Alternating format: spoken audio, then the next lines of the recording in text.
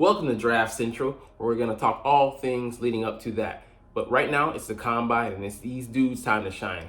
Here in 2024, we're going to start out with the linebackers and the D linemen today, and man, some of them amazed and blistered that turf out there in Indy.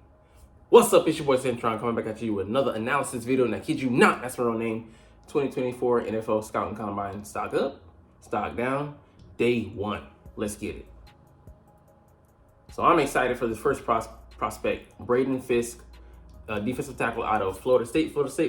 Woo! My alma mater. So I say that, but you don't know because you don't watch videos. But anyways, dude blistered the turf out there, ran a 4.78 at 292 pounds, man. He had like a 1.58 second 10-yard split, which indicates, that they're not going to cover a huge amount of distance, but that first explosive step. And he has that. Even let out a, oh yeah, as he was crossing the finishing line, man. His drills were so fluid. Going through the back drill, he looked amazing.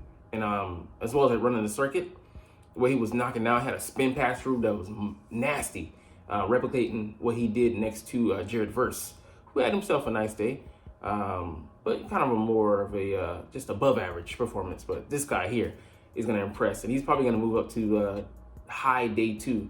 I don't think he sneaks into the first round. I don't know if you see that many guys go, but he very well could have, given the day he put on display today. All right, next up, unknown for me, Jalix Hunt out of Houston Christian University, edge rusher, smooth guy, long arms, good broad jump, ran a 4.64 at his size. I think he's in the 240s, so 247. You'll work with that. A guy maybe you could look at day 2. I don't think he's gonna make it to day 3 if his tape justifies those numbers, or I should say backs up. But just someone to keep an eye on that. How he loves those, Gumby guys that can bend the edge. Byron Murphy, just more, having a solid day. He needed to come out and run a good 4.87 at his size, 297. We know that he's a guy that can plug, but it's really his teammate that's gonna get, but yeah, he did nothing to knock his status. I don't know if I think he still might go first round, but at the very latest second, we'll see. But they saw what they need to see from him. really forceful guy. I mean, his lower body, like you said, built, stocky guy. Chop Robinson, the edge rusher out of Penn State. Not a lot of production. 9.5 sacks in 2 seasons. Blistered with a 4.48 second 40-yard dash, 1.54 second split, 10-yard split. A little bit stubbier on the measurements, but it reminds me of like a Brandon Graham, a guy like that. But you can get after it. 254 hitting that number. Didn't hit his number on the broad jump. He hit I think 10 feet 8, and so just shy of the 11 that he wanted. But otherwise, he was just out there impressing, man. Scheme versatile for sure. He looked pretty good running through the drills as well. And he's a guy that I have my eye on just because it doesn't always translate the production in college, but you get them into a good scheme, good teacher, get a veteran coordinator like Vic Fangio who knows how to use these guys. He could be hell coming off the edge. T'Vondre Sweat. This is a guy that they were, I love that celebration by Josh Sweaty. He didn't come out and do the Jordan Davis and run a 4.78 at 347. 341. Or Via Veda's number. Vita. Yeah. Anyways, ran a 5.27, but at 366 pounds, that's pretty impressive, man. He, took a few steps, like you said, to change direction, but that's a lot of man moving at that weight. Pause. But definitely think, he's going to be a top interior guy that's going to be pursued. He might at the latest think he's a late first rounder, but 20 to 25 range, I think that's where he goes. A lot of these guys are coming back in vogue, as per you see Jordan Davis getting drafted that high. He hasn't lived up to that, but we'll see if he can justify that. This guy here, on the other hand, justified all the hype and then some. Came into Alabama, had 8.5 sacks in his freshman year. He ran a 4.46. Hey, man, them Florida boys, we just different, man. Dallas turn her. He can turn that. No, not that, but I'm sorry. He can turn the corner and 40.5-inch vertical at 247. Nasty, man. He got those longer arms, big wingspan. I think he has the same wingspan as like a 6'11" guy in the NFL. I forget, it was just Joe Kicker or someone, but it's crazy the reach that this guy has. And he's gone. Top 10 selection, I think, for sure, man. He's gonna make that team turn in that card real quick, and it'll be interesting to see where he goes. But he definitely could go to Chicago and be a new monster of the midway there. And yeah, I forgot he was a 5-star recruit. Just had to jam all that information in there. Anyway, stock down. These, I mean, it's bad for them, but for this is how we do it. Looking for the come up, man. Tommy Etchenberg, I'm looking at him as a backup. Smaller measurements than you thought. Didn't run a 40, so it's putting on the pressure for him to run on his pro day. But we'll see where he falls. But I think day two, or potentially day 3 selection. I think 3rd, 4th round.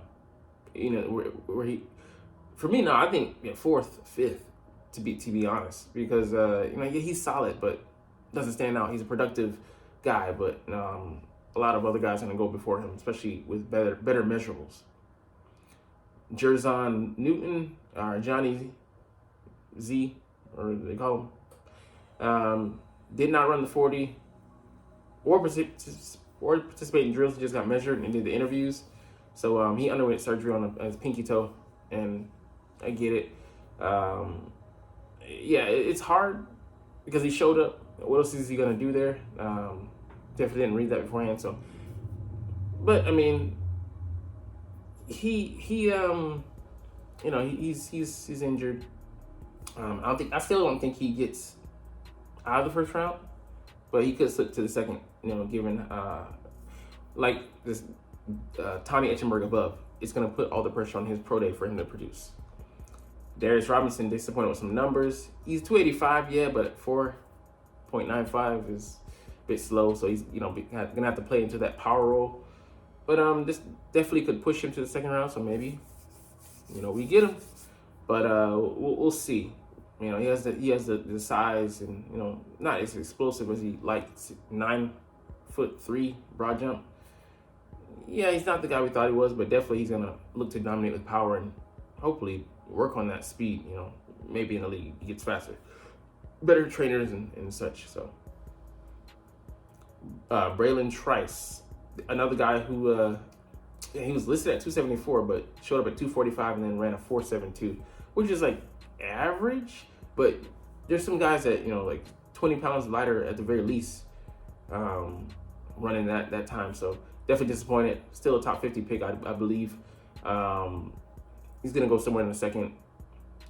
He could drop to the 3rd, but I don't see him slipping that far because teams that, a lot of the combine is just to verify what you saw on tape. And if a guy surprises you, either way, you shouldn't be moving him up or moving him down unless it's just something really extreme. Or you see that, it wasn't the right situation. He was out of position, wasn't taught correctly, or this, that, and the third. A lot of things can happen. All right, let's look at one more person that really impressed, and that would be Peyton Wilson, the linebacker out of NC State. Anyways, the Wolfpack bred guy, 6'3", 233, weighed in, but he ran a 4.43, man. Dude is white chocolate. He out there blazing. The stat sheet, look at it. 138 tackles, 6 sacks, 3 picks, 1 pick six, 2 forced fumbles, and 1 fumble recovery in 12 games for the Wolfpack. Dude is productive as hell. The only ding on him is potentially his age. He's 24, but his injury history. He's had an ACL, I think some shoulder injuries. So that's the only thing keeping you from turning your card. But I don't think he leaps over Adrian Cooper, who did look smooth as well, but he ran a 4.51. He wasn't, wow numbers. This guy just came up and impressed. But definitely he's someone to keep an eye on. I think he might have slipped into the 1st round. The opposite slip, the good one, where you're like, oh damn, baby, it feel good type of slip. All right. let's look at the guys and their individual numbers. We'll start out with the DNs. So obviously you have Dallas and Chop pacing us. Muhammad Kamara, edge out of Colorado State. He had 10 sacks. Impressive guy. Jared Verse, 4.58, pretty damn good. Chris Braswell, a solid 4.6. He's in the 240 to 260 range.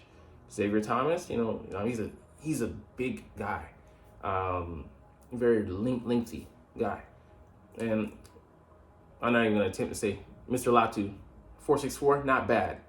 And, have other guys here, putting up some decent numbers, but, not bad, for most of some of the most top guys.